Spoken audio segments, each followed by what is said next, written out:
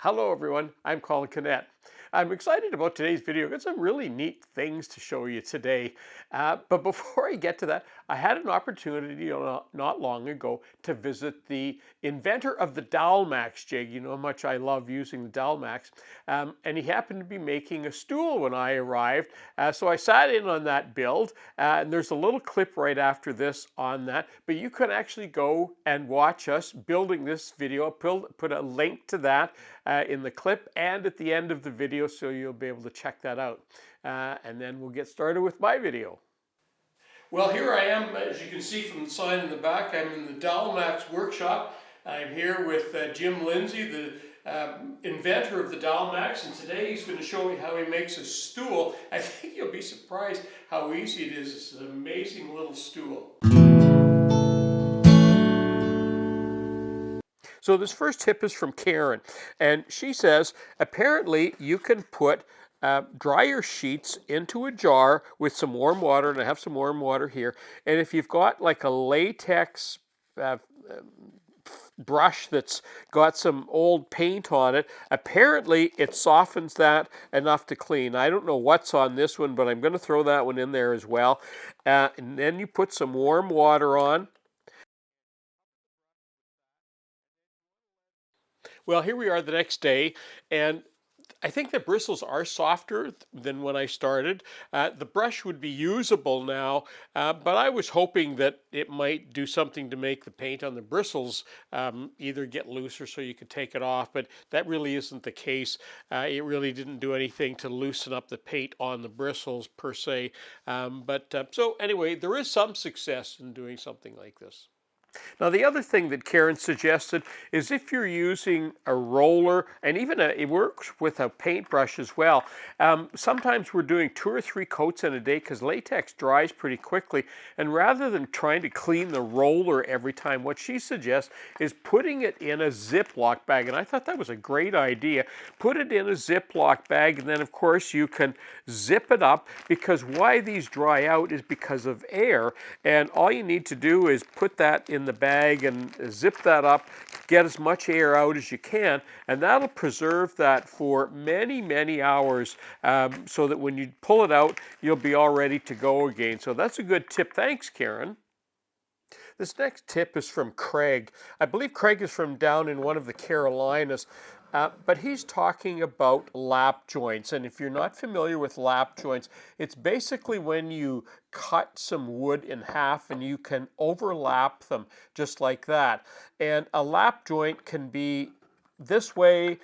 All these are lap joints. It doesn't matter where it is. Sometimes it can even be in the middle of a board. Now, where you might make them, for example, this is the bottom of my roller stand that I made, and there's a perfect example of where you would use a lap joint. And what I did was take these 2 pieces of wood here and sort of cut them in half, and then I added the feet later.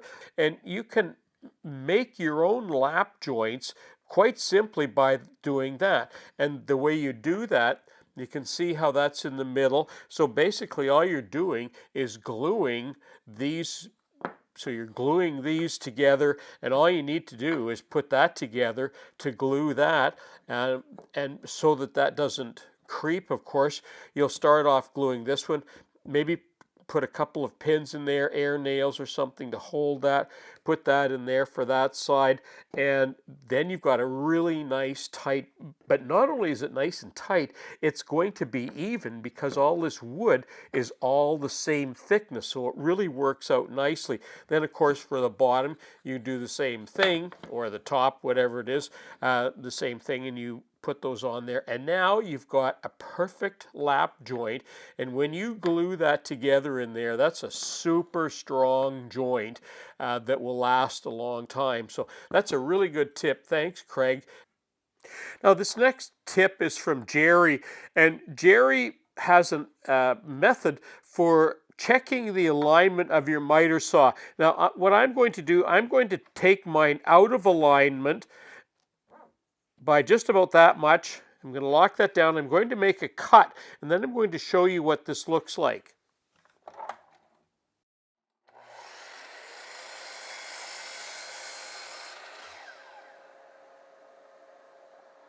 Now Jerry says take that cut and flip those boards just like that and right against the fence, and your fence should be even. Now I know it's hard for you to see here, so I'm going to take it to my table saw so that you can see that.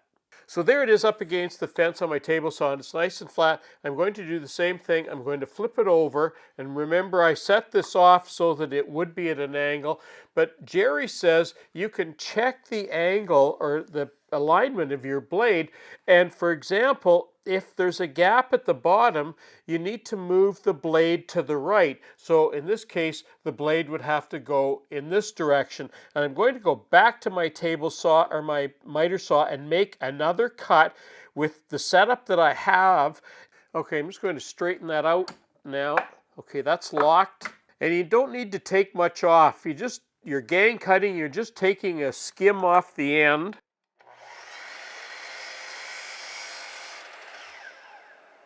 And I'll take those back to the table saw. Okay, there's those two cuts, and I was very careful to make sure that I used the same setting, that this was the side that was up against the fence on my miter saw. And when I flipped those apart, now there is a very tiny crack there. I'm not sure if I can align that or not.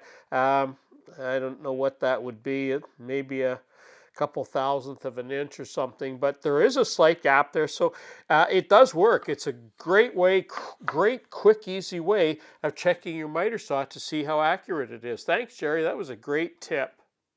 There's a close-up of my driver, and I'll just put one bit in, and as you push it in, they lock. And they're very hard to pull out, and to get them out, you typically move this forward, of course, and they come out easily. But these that don't have the little groove, they will fit in. Unfortunately, they can go quite deep in. But the problem when you use them, when you pull off of a screw head or a bolt head, whatever it is, very often they just come right out because there isn't that little groove on there.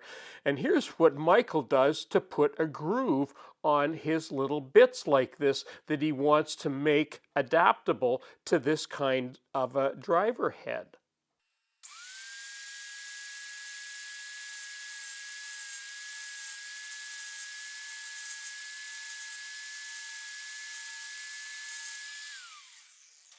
All right, let's try that. Wow, look at that. That's perfect. What a great idea. Well, that bit still works fine in my magnetic driver, but now it also works directly into my drill driver, so that's a great little tip. Thanks, Michael. Well, that concludes my video for today. Lots of great ideas sent in by my subscribers. I just love to get those so that I can turn them around so we can all learn from them. Take a moment now and watch Jim Lindsay and I making this Dalmax tool. It's a pretty cool little project. I think you'll be impressed, and the link is right here.